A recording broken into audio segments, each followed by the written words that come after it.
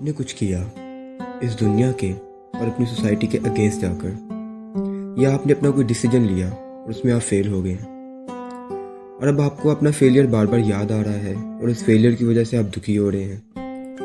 अब आप टूट चुके हैं, अंदर से भी और बाहर से भी। अब बाहर से भी आप पे अटैक हो रहा है, अंदर से भी आप पे अटैक हो रहा है। ज़रूरी ये नहीं है कि आपने बाहरी दुनिया को कैसे कंट्रोल करना है या बाहरी दुनिया से आपने कैसे फाइट करनी है।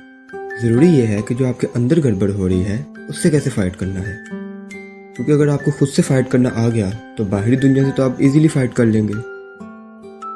जैसे ही आप अपने फेलियर को इस तरह से एक्सेप्ट कर लेंगे कि आपके अंदर से ये आवाज़ आती है कि कोई बात नहीं, उस मोमेंट से बाहरी दुनिया का आप पर फर्क पड़ना बंद हो जाता है। जिसकी लाइफ में जितनी ज़्यादा गड़बड़ हुई होगी और अगर उसने उस गलतियों से सीख लिया है तो वो उतना ही समझदार है। जो भी आपकी ज़िंदगी में गलतियाँ हुई हैं आपसे, सबसे पहले तो उसे एक्सेप्ट करना है और उन्हीं गलतियों से सीखने की कोशिश करनी है। तो हो सकता है आपको इस चीज़ का जवाब मिले कि नेक्स्ट टाइम से कोई भी डिसीजन जल्दी में नहीं लेना। गलतियाँ करो बट उससे सीखो ताकि जो गलती आपने की है वो दोबारा ना कर सको। That is important. हम कुछ भी नया करेंगे अपनी ज़िंदगी में तो उसमें सक्सेस एंड फेलियर की पॉसिबिलिटी तो रहेगी, सही और गलत की और पॉसिबिलिटी तो रहेगी। आप फेल हो गए, ये गलत नहीं है, लेकिन दुखी हो रहे हैं, ये गलत है। कोई भी गलती बहुत बड़ी नहीं है, तो गलतियों से सीखो। सीख करके क्या होगा, आप आहिस्ता आहिस्ता मैच्योर होते चले जाओगे, अंदर से स्ट्रॉन्ग होते चले जाओगे। और ये दोनों चीज़ें तभी होंगी जब आप सीखोगे। अब आप में पेशेंस पैदा होना शुरू हो जाएगा और जब आप में पेशेंस आ जाएगा तो पेशेंस से आप कुछ भी कर सकते हैं। अगर आप में पेशेंस है तो आराम से सोच समझ कर डिसीजन लेना है कि अब अपने आप को कैसे इतना मजबूत बनाया जाए कि इन सब चीज़ों का भी हम पे असर ना हो। तो आपकी अचीवमेंट का भी आप पे कोई असर ना हो और आपके फेलियर का भी आप पे कोई असर ना हो। अब इससे आपको जवाब मिल जाएगा कि आपको अपनी लाइफ में बैलेंस कैसे बनाना है।